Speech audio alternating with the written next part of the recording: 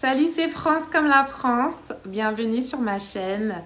Aujourd'hui, on se retrouve pour une vidéo exclusivement en français. Restez branchés.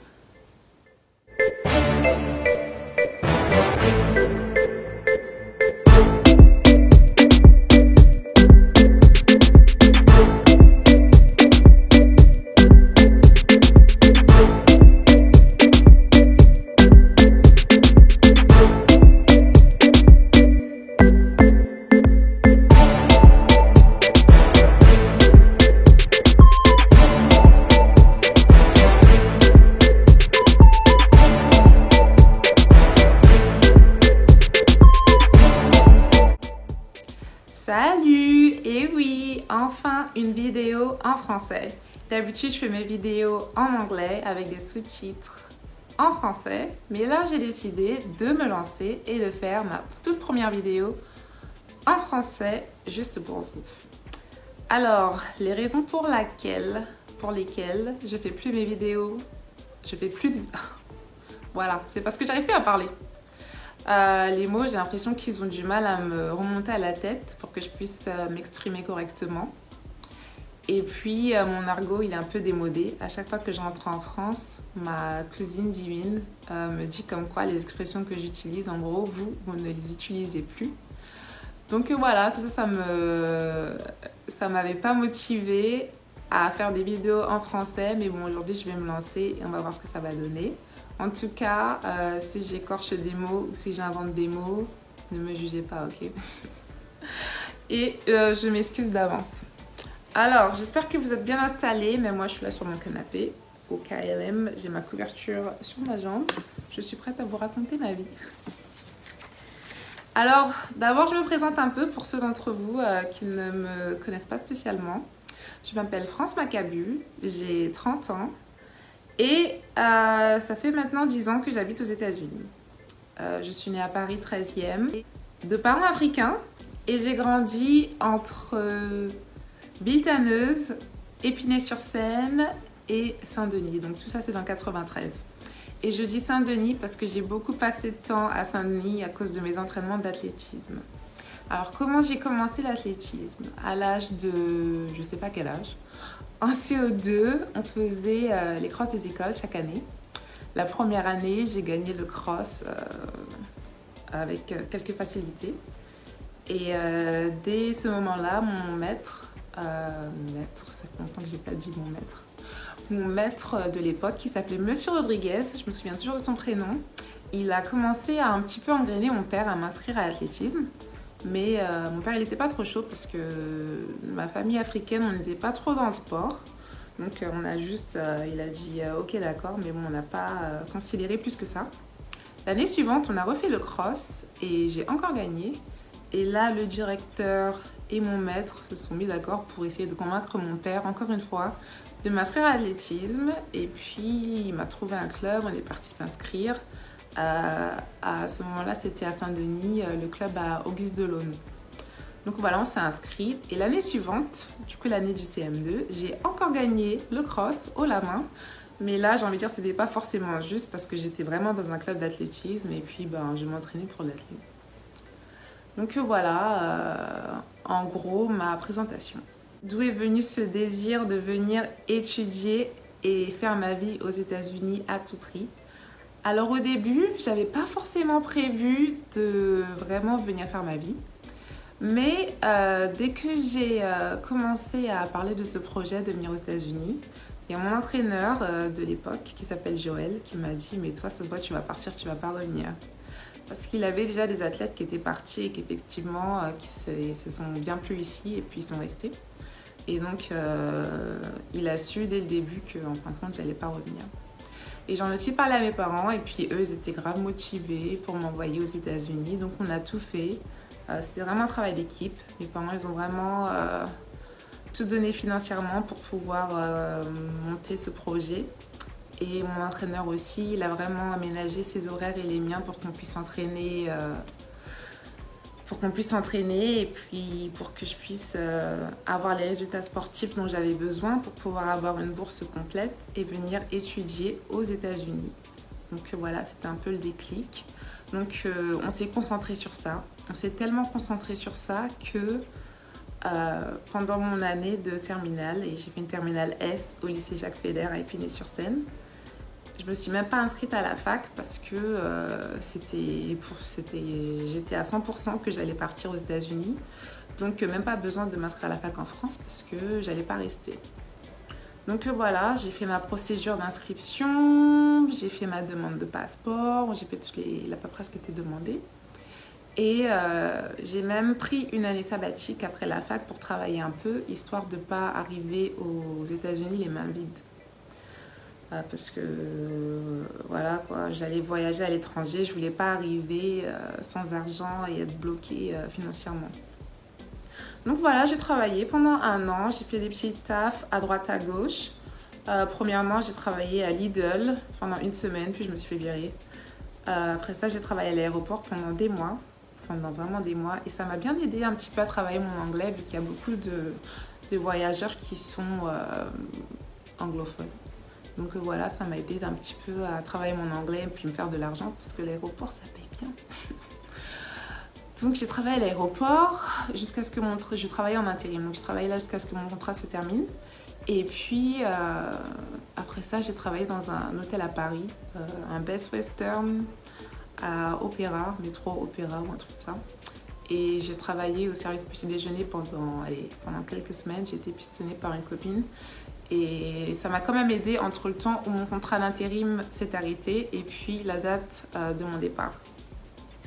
Donc voilà, la date de départ commençait à arriver, j'ai commencé à faire ma valise, j'ai commencé à aller je crois que c'était pas Château-Rouge, je crois que c'était vers la gare du Nord, j'ai commencé à aller vers la gare du Nord me faire une coiffure, quoi d'autre? À l'église, on a commencé à me faire des prières de départ. Et je pense que c'est quand je suis allée à l'église et que tout le monde m'a fait cette fameuse prière de départ que vraiment je me suis rendu compte que voilà, j'allais tout quitter et partir pour les États-Unis, quoi. Donc quand je vous dis j'ai pleuré, et j'ai pleuré en pleine prière, j'ai pleuré, et puis j'ai regardé mon père pendant la prière et lui aussi il avait les larmes aux yeux, c'était triste. Donc voilà, départ, j'ai fini de faire ma valise et puis le jour d'aller à l'aéroport est venu.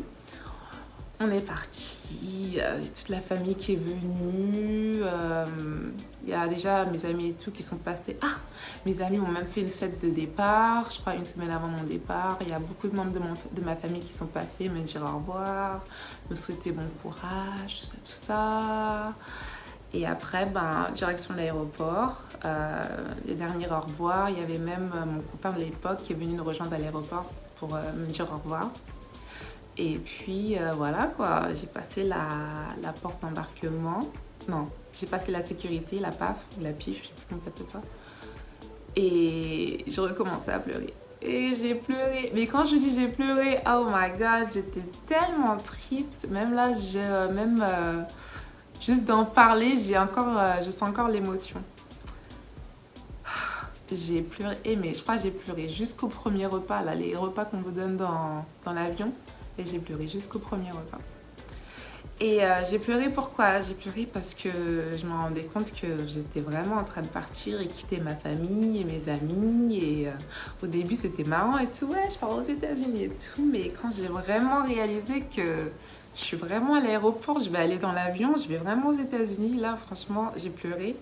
Et j'ai aussi pleuré parce qu'en fin de compte, c'était la première fois que j'allais être dans un avion aussi longtemps. Je n'étais jamais allée aux États-Unis. Donc je partais à l'aventure, je partais à l'inconnu. Et puis aussi, j'avais peur de mourir dans l'avion. Je me suis dit, oh là là, je me suis aventurée dans un truc. Ça se trouve, je vais mourir dans l'avion. Putain, j'aurais dû rester. Les problèmes. Donc voilà, j'ai pleuré, toutes les larmes de mon corps, j'ai pleuré. Et puis voilà.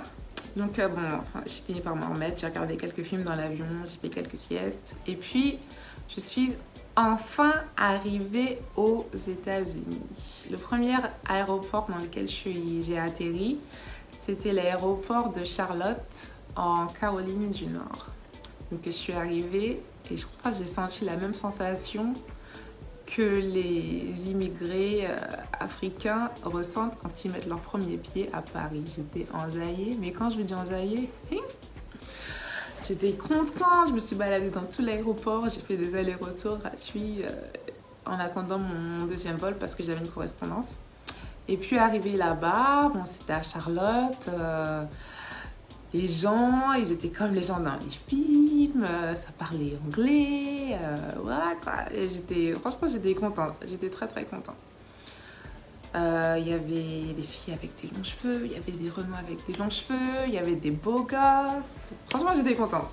À mon arrivée à Charlotte, j'étais contente.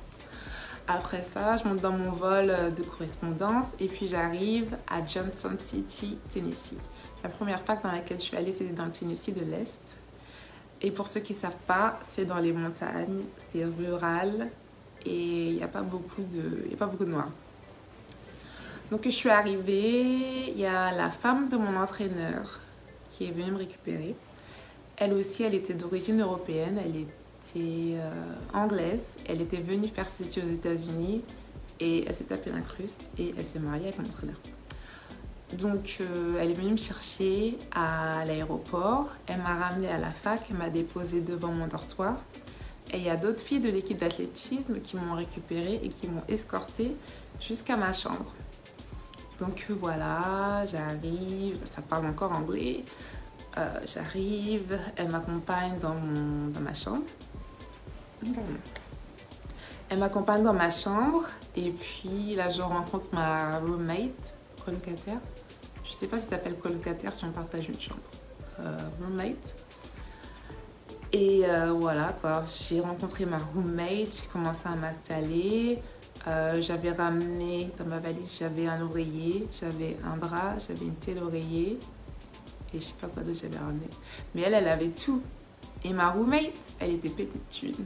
Elle était très gentille, très aisée financièrement. Donc son côté de la chambre, il était vraiment...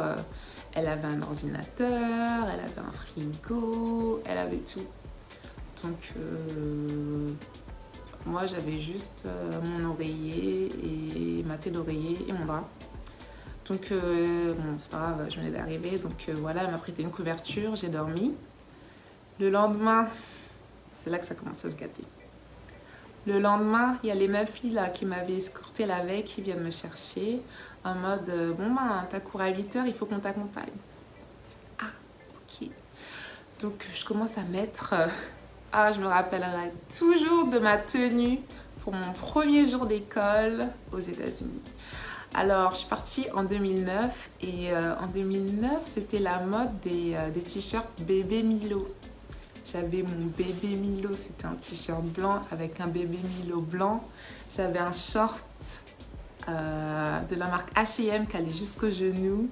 J'avais des baskets que mon mec m'avait achetées. Des baskets qui étaient trop petites pour moi, qui me faisaient grave mal aux pieds, mais on avait quand même acheté.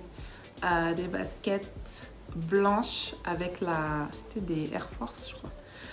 C'était des Air Force blanches avec la virgule Nike rose assortie à mon bébé Milo. J'avais aussi un espèce de... Je mettais beaucoup de colliers à perles, des tout moches, des colliers que je ne mettrais jamais aujourd'hui. Et donc voilà, avec mes petites vanilles qu'on avait fait à Château-Rouge ou à la gare du Nord, je ne sais plus. Et je suis arrivée comme ça, premier jour à l'école. Donc voilà, j'arrive dans ma salle, les filles elles me disent bon courage, on part, parce qu'elles en fin de compte elles n'avaient pas cours là, elles avaient cours ailleurs et elles étaient vraiment juste venues pour m'escorter. Donc j'arrive, je trouve une place vide, je m'assois avec mon petit sac à dos, mon petit bic. Et là, le cours a commencé.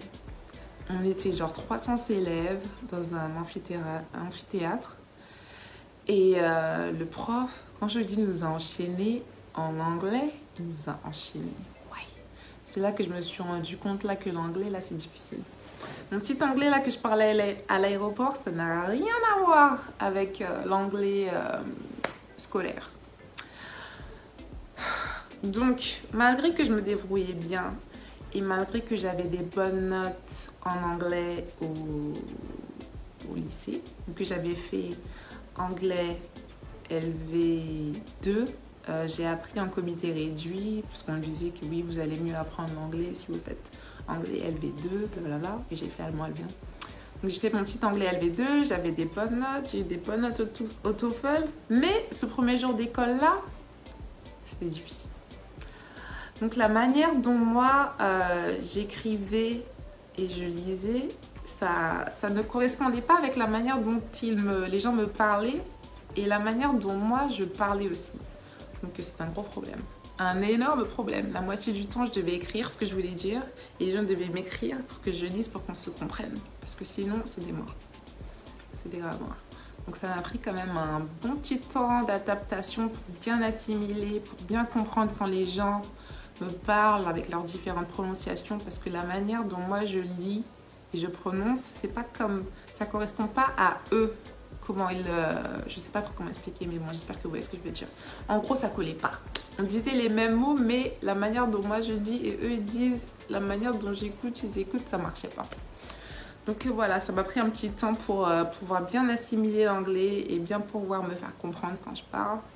Ça m'a pris quelques semaines. Je pense que ce qui m'a vraiment aidé, c'est que dans cette fac-là, il n'y avait pas d'autres Français, j'étais la seule. Il y avait un francophone camerounais et puis il y avait un autre élève américain qui apprenait le français. Et les deux là, ils essayaient un petit peu de communiquer avec moi et essayer de m'aider à communiquer avec les autres, quoi. Mais sinon, mis à part ça, tout le monde parlait anglais, j'ai dû assimiler très vite et j'avais pas vraiment de choix, quoi. Donc voilà, pour mon arrivée, mes premiers jours et puis mon expérience de l'anglais. Je regarde un peu en bas parce que j'ai tout un programme. Quand je vous ai dit que je vais être en mode RTS, je raconte toute ma vie. Donc passons à la chose suivante, l'université. Alors l'université, franchement, la première école dans laquelle je suis allée, vous savez, je suis venue en mode sport-études. Donc après mon petit cours dans l'amphithéâtre. Ah shit, j'ai bientôt plus de batterie. Après mon cours dans l'amphithéâtre, on m'a emmené faire un tour du campus. Donc on fait le tour du campus et tout, nanana. Je visite un peu, il y avait une église, c'était une école chrétienne, il y avait une église sur le campus, la bibliothèque, la médiathèque, tout ça, nanana. Et puis on arrive vers la fin de faire le tour de l'école, quoi. Et je leur dis, mais elle est où la piste? Et la personne me dit, mais on n'a pas de piste. Même quand j'y pense, mais ça n'a pas de sens. Je me suis dit, mais attendez, vous là, vous êtes venu me rattraper en France, vous m'avez fait venir ici, j'ai quitté toute ma famille. J'ai travaillé pendant 1 an à économiser pour venir ici. Et puis quand je suis arrivée, j'ai dû payer pour mon dortoir et ma cafétéria, enfin restauration, alors que je ne m'y attendais pas. Et puis vous me dites aussi que vous n'avez pas de piste. Waouh!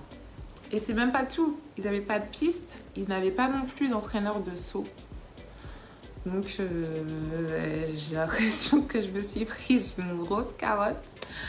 Mais aussi, c'était un peu de ma faute parce que je ne leur ai pas demandé s'ils avaient une piste ou non. Mais pour moi, franchement, ça va aller de soi que si vous recrutez des triples sauteurs étrangers, c'est que, je sais pas, vous avez au moins minimum une piste.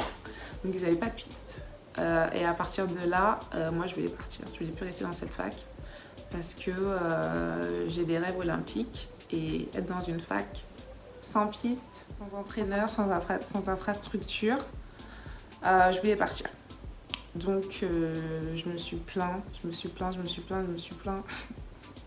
Pourtant, pour ceux qui me connaissent, je me plains pas beaucoup. Mais cet entraîneur-là, il m'a vraiment entendu. Je me suis plainte toutes les semaines jusqu'à ce qu'il m'écrive. Alors, pour pouvoir changer l'école, il faut qu'on t'écrive une espèce de lettre qui dise comme quoi, oui, j'autorise France à changer d'école, blablabla. Et sans cette lettre, tu peux pas forcément changer d'école. Tu peux changer d'école, mais tu peux pas intégrer une autre équipe d'athlétisme pendant 1 an. Donc, ce qui veut dire que sans la lettre, j'aurais dû aller quelque part, j'aurais pu aller quelque part, mais j'aurais eu à payer pour mes frais scolaires et je n'avais pas les moyens. Pour ceux qui ne savent pas, l'école aux États-Unis, c'est hyper cher. sans bourse en tout cas. Donc voilà, j'étais tellement embêtée avec ça que il a fini par me donner ma lettre. Avant de me la donner, quand même, il m'a dit mais l'année prochaine, je vais payer pour ta restauration et aussi ton dortoir. Mais je lui ai dit non, je m'en fous, non, je vais partir. Donc j'ai récupéré ma lettre, j'ai commencé à postuler pour d'autres facs et puis c'était plus facile vu que j'étais déjà sur le terrain. J'ai postulé à d'autres facs, donc du coup j'ai été rattrapée par une équipe qui s'appelle Middle Tennessee State University, c'est dans le Tennessee, dans le milieu du Tennessee. Donc c'était beaucoup plus, c'était une ville, c'était pas la campagne, c'était une ville. Il y avait beaucoup plus d'élèves, c'était une fac énorme. Je crois quand j'y étais, on était à 23 000 élèves. Il y avait des gens de toute origine, il y avait des noirs, il y avait des blancs, il y avait des hispaniques, c'était déjà mieux. C'était déjà mieux. Ah, et puis aussi, il y avait une piste d'athlétisme. Et puis aussi, il y avait des vrais entraîneurs, des entraîneurs de qualité, de qualité olympique. Donc là, enfin, j'étais à l'aise. Et franchement, je ne regrette pas d'avoir changé d'école. Donc je suis arrivée dans cette fac-là, je me suis bien amusée. Franchement, j'ai passé mes 3 années là jusqu'à obtenir mon diplôme. Et j'étais très populaire. Les gens aux États-Unis, ils adorent les personnes avec des accents un peu exotiques. Un peu comme nous quand on... Enfin, je sais pas, peut-être que je parle pour moi. Je sais pas, quand j'entends quelqu'un parler avec un accent ivoirien, par exemple. Moi, j'aime bien. J'aime bien les gens avec des accents différents. Et pour eux, c'est pareil. En mode, oh my god, t'es française, tu t'appelles France. Oh, j'aime trop ton accent. Donc j'avais la cote. Et puis j'étais sportive, et puis j'étais bonne en sport, et puis j'avais des bonnes notes. La totalité, j'étais une vraie star. Donc j'étais tellement une star que j'ai même été invitée à rejoindre une confrérie. Ici, ça s'appelle sorority, donc c'est le féminin pour confrérie, je ne sais même pas si ça se dit. Donc voilà, j'ai rejoint une confrérie pour femmes afro-américaines, dont je suis toujours membre, parce qu'en fait, quand tu joues une confrérie ici, c'est pour la vie. Donc je suis toujours membre. Quoi d'autre que j'ai fait dans cette fac? Attendez, je regarde un peu mes notes. Université, athlétisme, confrérie, ouais, voilà. Donc j'ai fait mes études là. Et j'ai même eu l'opportunité de passer quelques semaines en ce qu'on appelle échange scolaire. Quand tu vas étudier à l'étranger. Je suis allée étudier à l'étranger, alors que j'étais déjà à l'étranger. Je suis allée étudier à Taïwan pendant 3-4 semaines. Et ça va, ça s'est super bien passé. Les gens à Taïwan, ils sont adorables. Malgré que j'étais vraiment grande et j'étais vraiment noire par rapport aux autres. Je crois que j'ai l'impression que j'étais la plus grande du pays, la plus noire du pays. Tout le monde voulait faire des photos avec moi, me photographier. Même quand on allait dans les attractions, dans les parcs d'attractions, dans les musées, les gens ils voulaient juste faire une photo avec moi, une vraie star. Je pourrais jamais aller habiter là-bas et avoir une vie normale parce que les gens, ils étaient tellement émerveillés de voir une fille aussi grande et aussi noire. Donc voilà, mon expérience à Taïwan. Donc j'ai fait mes études à MTSU et après ça je suis allée faire mon master à Western Kentucky University. J'ai fait une année là-bas, c'était dans le Kentucky, c'était toujours allez, c'était pas aussi grand que dans le Middle Tennessee, mais c'était quand même assez grand. Enfin, c'était pas la campagne comme ma première école. Ça va, ça s'est bien passé. J'ai pu continuer l'athlétisme, j'étais dans une très bonne équipe avec des très bons entraîneurs encore une fois. Et ce que j'ai vraiment aimé là-bas, c'était mon programme de musculation. Pour ceux qui me connaissent, je suis vraiment archi nulle en muscu. Mais là-bas, franchement, ils se sont bien occupés de moi. J'avais des vrais muscles, des vrais abdos, tout ça, tout ça. Ils se sont vraiment bien occupés de moi. Et d'ailleurs, des fois, je me demande comment j'aurais été si j'avais été là-bas directement. J'avais fait mes 5 ans dans cette fac-là. Mais bon, on ne saura jamais. Donc j'ai fait mon master là-bas, mon master en Business Administration. Et ça s'est super bien passé. J'ai eu des excellentes notes et il me restait qu'un an de bourse, donc j'ai combiné tous mes cours de manière à ce que je finisse en un an et voilà, basta quoi. Donc j'ai fait mon master en un an. Et après ça, ça a été un peu moins glamorous. Et je dis ça pourquoi? Parce que le visa qu'on m'avait donné, c'était un visa de 5 ans. Donc après ma 5e année, mon visa, il a commencé à expirer. Et quand ça expire comme ça, tu as l'option de soit, numéro 1, rentrer chez toi, tu prends tes clics et tes claques, tu rentres chez toi. Ou soit tu peux postuler pour un espèce de visa d'1 an qui te permet de travailler.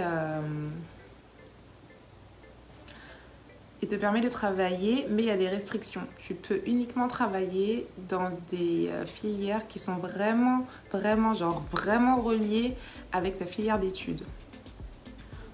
Donc voilà, j'ai postulé pour ce visa-là. Je ne l'ai pas reçu assez vite à mon goût.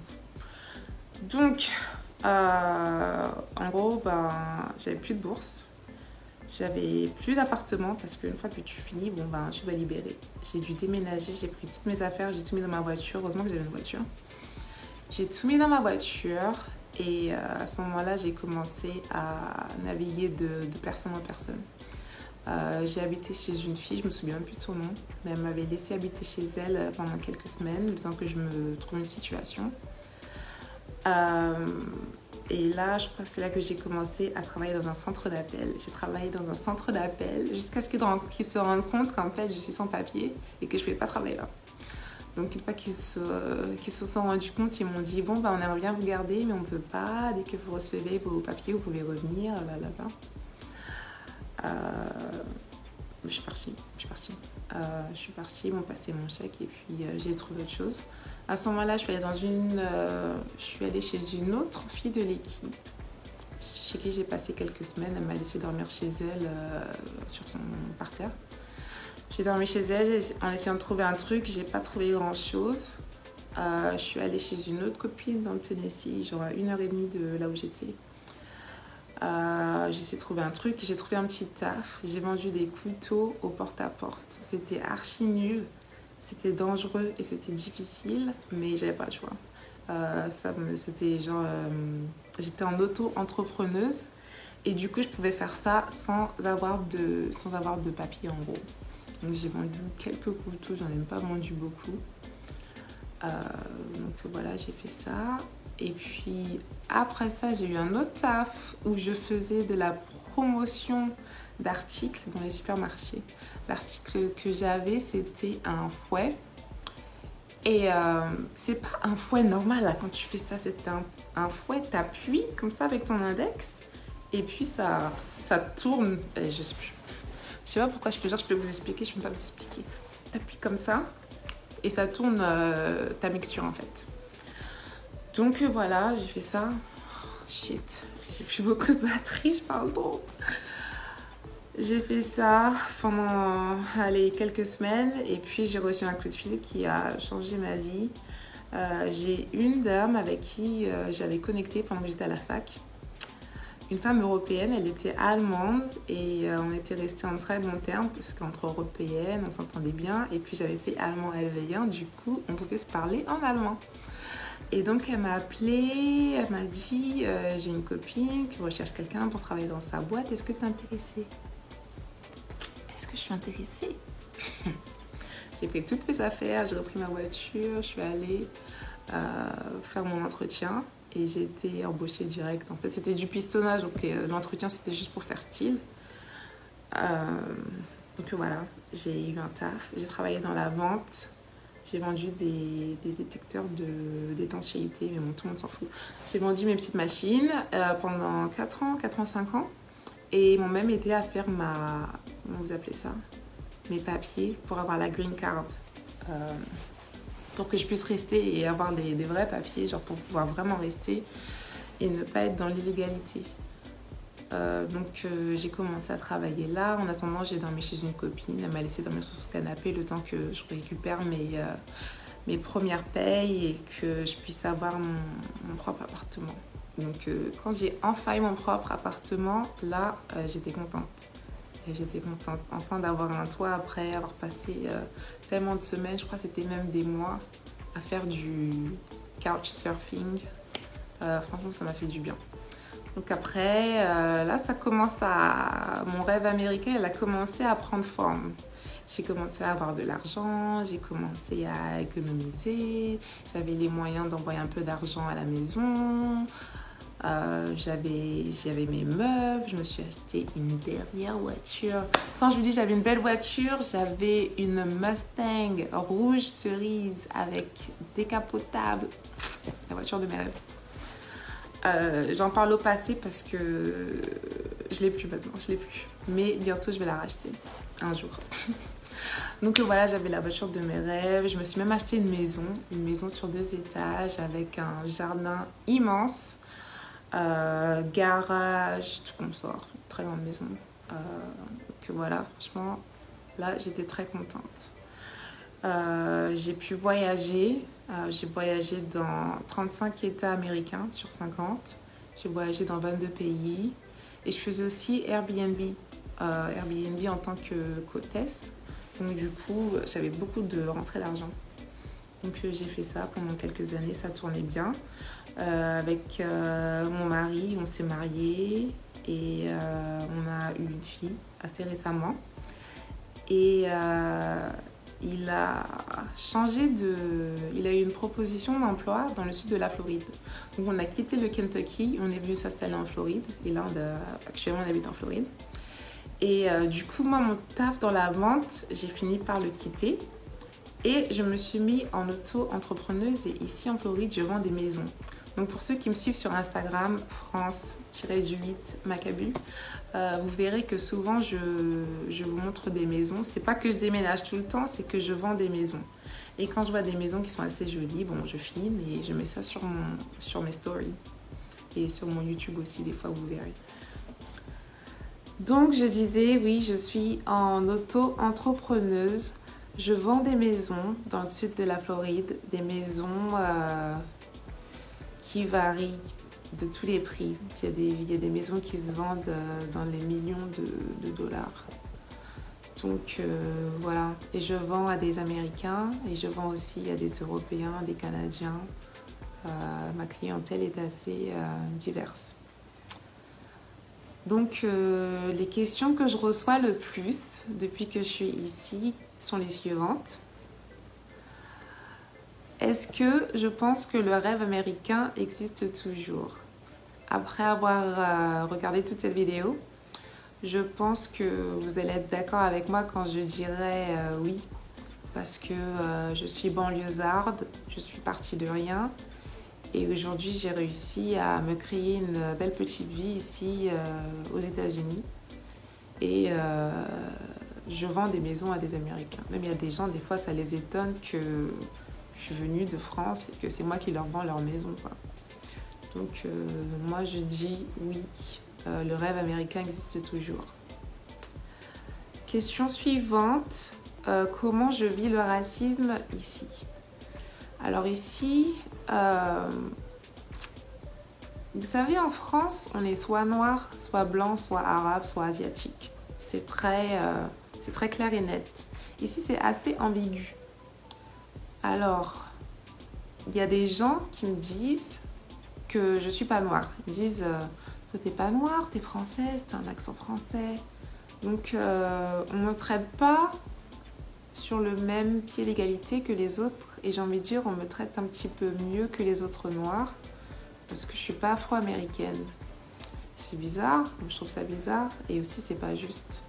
Et quand les gens d'habitude me disent ça, moi je leur réponds que si je me fais interpeller par la police et que je tombe sur un policier raciste, est-ce que vous pensez qu'il hésitera 2 fois avant de me tirer dessus? Et la réponse est non. Et la réponse elle est non. Pourquoi? Parce que je suis noire. Très noire. Donc j'en rigole, mais c'est triste. Surtout avec tous les événements qui se sont passés récemment. Au début, je prenais ça un petit peu à la légère parce que je me disais, allez, c'est qu'une personne par an, c'est pas tellement de personnes.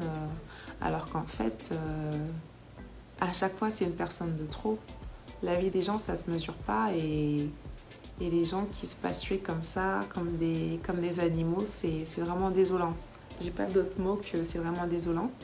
Et ce qui fait le plus mal au cœur, c'est qu'à chaque fois, on manifeste, on signe des pétitions, on fait des cotisations, on fait tout ce qu'on peut pour espérer que ça change.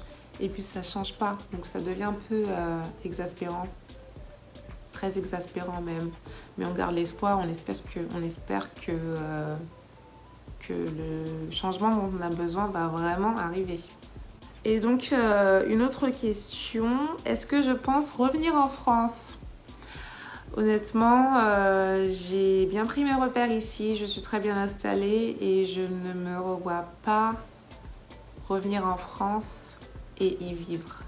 La seule raison pour laquelle je rentrerai en France, c'est si jamais je tombe malade, je tombe très malade et je vois que je ne vais pas réussir à assumer mes factures ici parce que ici la santé ça coûte.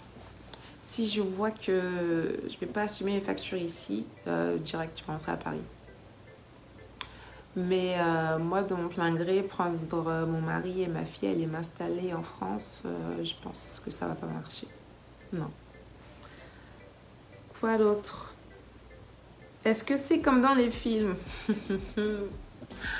Grosso modo, ouais. Grosso modo, ouais. C'est assez pareil. Les grandes voitures, les grandes maisons. Il y a des beaux côtés, il y a les mauvais côtés. Mais ça va, franchement, dans les films, ils font un assez bon travail de montrer un peu tout, à mon avis. Question suivante. Est-ce que j'aurais des conseils pour un couple qui voudrait s'installer aux États-Unis ? Alors, des conseils, j'en aurais tellement. Je peux vous donner des conseils pendant toute la journée, mais cette vidéo, elle sera sans fin. Ce que j'aimerais vous inviter à faire, c'est de me contacter en privé. N'hésitez pas à m'envoyer des messages sur Insta. Les messages privés, je réponds tout le temps. Et d'ailleurs, après avoir fini mes études, après avoir eu mon master, j'ai commencé une organisation à but non lucratif. J'arrive plus à parler. Et en gros, j'aide assez régulièrement. Il y a des gens qui me contactent, qui veulent venir s'installer aux États-Unis, soit en tant qu'étudiant, soit en tant qu'athlète, soit en tant que personne normale. Et puis récemment, vu que j'ai acheté l'immobilier, il y a des gens qui veulent venir s'installer. Contactez-moi par Insta ou sur mon site internet ou n'importe, francemacabu.com. Et je vous donnerai tous les conseils dont vous avez besoin pour bien réussir aux États-Unis. Vu que ça fait 10 ans, je pense que je peux quand même vous donner de très bons conseils. Mais je ne vous dis pas que là, il est quasiment 6h du matin et ça me prendrait toute la nuit pour vous donner des conseils.